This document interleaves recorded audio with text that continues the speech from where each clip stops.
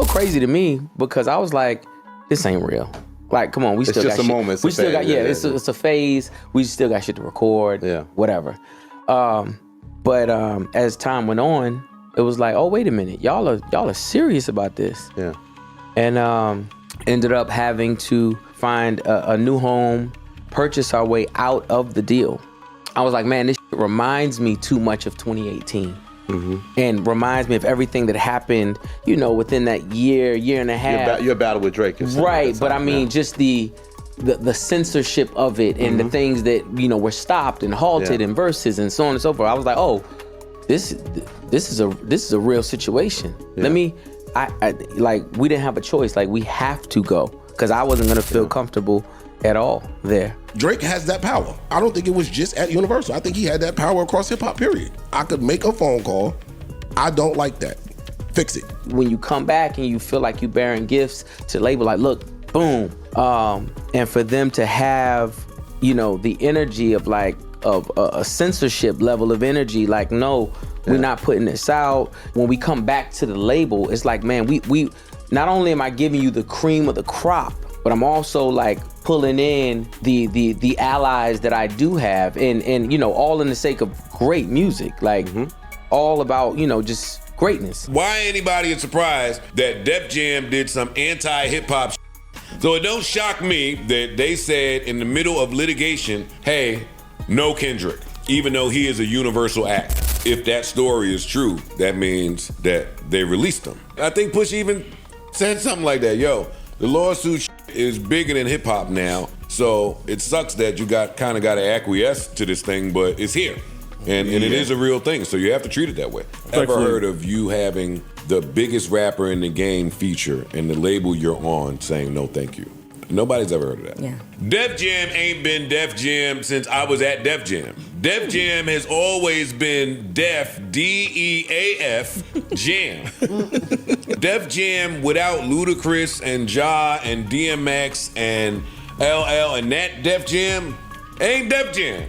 I used to know good people working over there. I don't know who's over there now. I know they broke down, consolidated, and picked it back up, and they made some type of new group now with all of Mercury and Island and yada, yada, yada. Who turns in an album like this and thinks that they're not gonna put the album out? So it's pretty much the status of this is done. This is last year. They have all of this. Full product. They got everything. Yeah. Consider spending millions to decline a significant record contract. For what purpose? Artistic authority over a single song. With Def Jam Recordings, the renowned pair of Pusha T and Malice has accomplished just that. Pusha T has had a close association with Def Jam for 14 years, both as a solo artist and as half of Clips. However, that era came to a sudden end in June 2025 due to a deep conflict over artistic freedom. The main source of disagreement is a guest verse on Chains and Whips, a song from Clips' much-awaited reunion album, Let God Sort Them Out, featuring none other than Kendrick Lamar. So why would a label get so worked up about a single verse? This is when things start to get interesting. A protracted, well-publicized legal dispute had put Universal Music Group, or UMG, the parent company of Def Jam, in a vulnerable position. Another well-known performer under the UMG banner, Drake, has filed a lawsuit against the company. His assertion that the publication of Kendrick Lamar's ferocious diss song, Not Like Us, was facilitated by UMG. Def Jam was very concerned about anything that would exacerbate the situation or be seen as UMG subsidiaries supporting Drake's competitors in light of this unstable legal environment. Not to mention that Pusha T and Drake have a well-documented history of disagreement, which heightens the scrutiny of his content. Has that power. I don't think it was just at Universal. I think he had that power across hip hop, period. I could make a phone call. I don't like that. Fix it. So, what was Def Jam's demand regarding Kendrick's verse on Chains and Whips? Simple. Either censor it or remove the entire song from the album, but Pusha T's response was resolute. He unequivocally rejected these demands, asserting his unwavering commitment to artistic integrity and his collaborators. Felt like I was out the way. Yes. You know what I'm saying? Yeah. And also, you know, I feel like we're very self-contained in this in this creation process. I thought I had moved out of the way. Indeed. Do you understand what I mean? Additionally, I think that we are rather independent in this process of creation. Pusha T stated that there were no overt allusions to Drake or blatant disses. In Kendrick's part, Def Jam persisted, though.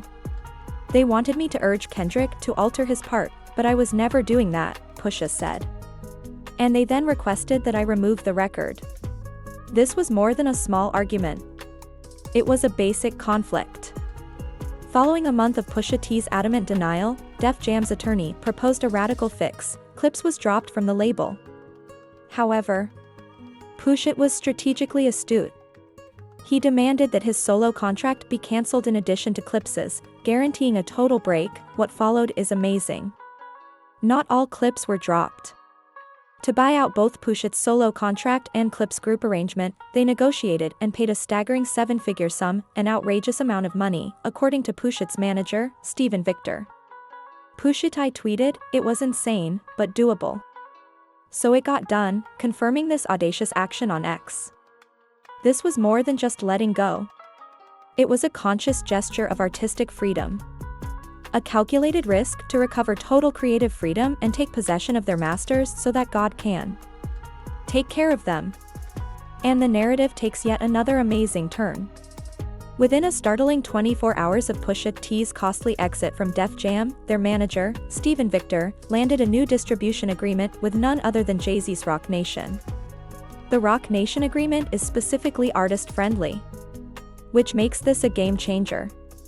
Most importantly, it gives Pusha T and Clips complete control of the new album's masters. This stands in sharp contrast to big label partnerships, where masters usually stay with the label. This strategic connection with Roc Nation is a wonderful fit with Pusha's long-standing emphasis on maintaining control over his creative output and intellectual property. He said that him and Def Jam parted ways. Apparently Jay-Z stepped in and helped him get off Def Jam because he had to pay Def Jam, I think, like a 7-figure settlement.